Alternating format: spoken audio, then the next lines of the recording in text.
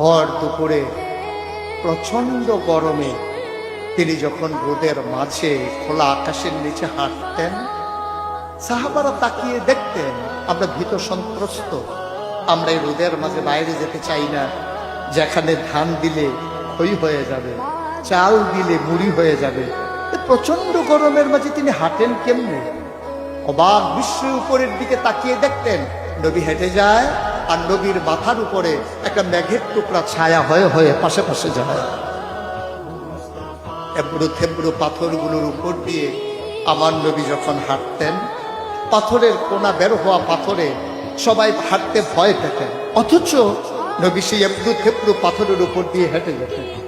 তারা চিন্তা করতেন নবীর কদমের নিচে এই শক্ত পাথর পড়লে উনি কি ব্যথা পান না? পরীক্ষা করার জন্য পেছনে পেছনে অনেকেই দৌড়াতেন।